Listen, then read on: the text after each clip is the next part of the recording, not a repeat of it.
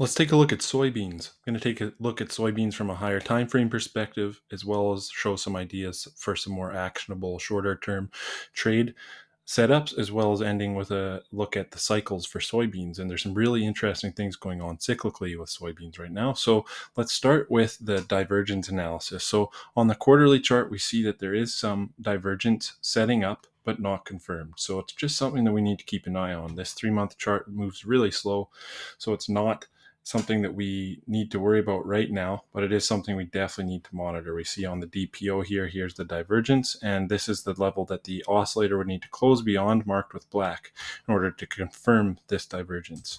Going down to the monthly, we see that soybeans has a divergence here going on with the commodity channel index. So I have the marked level with the black line here. If this oscillator closes above this level, that would imply a move in soybeans of between 15 and 31% to the upside from the confirmation of this divergence. So this is definitely something to keep an eye on, because this if confirmed, implies there's a big move up for soybeans on the horizon.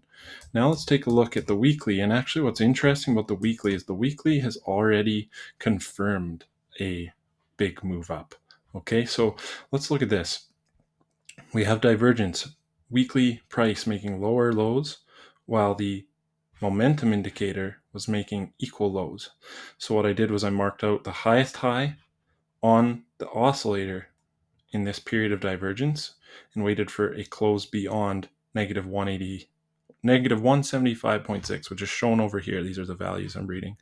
So negative 175.6. So we see here on the close of the September 3rd candle, we had a confirmation of this divergence. So I put that level right here. So what I think is coming for soybeans is a move up into 1,089, roughly, right around here, middle of this target. The full target is way up here. So, 1,089, that's from current price. That's another 5.45% increase in soybeans. And I do think that's what's coming here. So that's interesting that we have the confirmation for a bigger move up on the weekly chart, while we're still waiting for confirmation for the same idea on the monthly. But let's move on to the moving average channel analysis. Okay, so here we have soybeans. We see on the quarterly chart that we have yet to confirm in a downtrend. The Williams oscillator here is below its 57 period moving average, but we haven't had 2 consecutive full range bars below the moving average channel, which implies that this is still technically the sort of market that we could look to buy. And one of Jake Bernstein's entry techniques is the CMC long. So if you're still in a buy mode, you haven't had it switch to a sell mode, and you get a full range close below this moving average channel, you buy at the close. The stop is the width of the MAC, and the first target is this, the low MAC, and the high of the MAC. So we actually, that what I'm getting at here is this market is actually one that is set up for taking longs. And you're going to see in a few minutes when I get to the cycles that this actually could be a pretty significant bottom coming in the soybeans market. We'll get to that in a minute. So now let's move to the monthly here. I'll switch this to the daily. So what do we see on the monthly? We see that we're in a downtrend clearly. We've had 2 consecutive closes below the MAC, and the Williams Accumulation Distribution Index is below its 57 period moving average. So what this implies is any move into this level, which is the high of the MAC, would be great opportunities to sell. Okay, so that's not actionable right now, but something to watch. Now what's happening on the weekly chart? On the we're still very much in a downtrend, very strong downtrend, and we are now at the weekly MAC high, and the Williams Accumulation Distribution Index is well below its 57 period moving average, which implies that this is actually a really good opportunity to sell. And this is actually something that is actionable more immediately than the other ideas that I've talked about thus far. So what we see on the 6-hour chart is we do have some bearish divergence shaping up, but it has not confirmed. So an entry for this would be a confirmation of the 6-hour divergence, and I would use the divergence target as well as the MAC low for the weekly for a target. Now, I'm going to also look at my valuation strategy, because this basically is really a nicely set up market for taking a short with valuation as well. So the two moving averages here sloped down and pulling away from each other. That's what I like to see for looking for valuation trades. So what do we see down here? We see that the price of soybeans relative to US Treasuries is overvalued. Anything that's overvalued in a strong downtrend is something that we want to look to sell. We also see that it is overbought on the stochastic. The ultimate setup would be as if it was overvalued versus treasuries and gold. But we see that gold is meandering in no man's land here. So it's not the best, but it is still worthwhile to watch this. And if we do get an entry trigger on the daily to short, this is an excellent opportunity to short. And perhaps we do get that and we come in here and put in a little bit of a basing pattern before we put in that major cyclical low, which I'm going to talk about right now. So I'm going to go over to timing solution software. First thing we're going to look at is I like the decennial pattern. It's a decent pattern from what I've been seeing in a lot of markets. So it's basically gathering all years that end in 4 and creating a composite cycle of what this market tends to do in years that end with 4.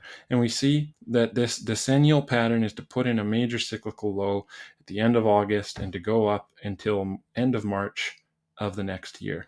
So basically, what I look at here is that the higher time frame divergences are suggesting perhaps a long is coming. Okay. Does this support that idea? And it kind of, if you look at it, it does. If this isn't going to be a major cyclical low, well, then we would expect some major high time frame divergences to play out. So this is something that I'm watching. Now, one thing that really catches my eye is if we're in a cyclical up move, I like to look to see if there's any nice high probability annual predictable zones. And we see here that although the decennial cycle low is to be put in early August, which perhaps it has been, what we see is the true real run up with high probability actually occurs here from October 4th up to end of December. And then, of course, up till March with a couple high probability down moves, but also some nice 80% probability up moves. So this for me is very, very useful information, especially if we do get those confirmations on those divergences that I pointed out at the start of the video. This really gives me more confidence that yes, we are actually putting in a pretty significant bottom here in the soybeans market. Let's go on and look at a few other cycles just to wrap this up. So this cycle here is a temporary cycle. I put a composite of these two cycles, so the 358 and the 520-day cycle. I asked the computer to optimize it and find the best combination of basically parameters to show me the best cycle. And what it came up with is a major cyclical low sometime around July. So we didn't catch that. But in general, a major cyclical up move until early 2025. Okay, so that is supportive of these divergences that are showing up. The soybeans market is looking pretty good for longs. Let's take a look at another cycle here. This is a more permanent cycle. So we have the 5-year cycle here. We also have the annual cycle, and we created a blend of the two. We see strong cyclical low to be put in right here.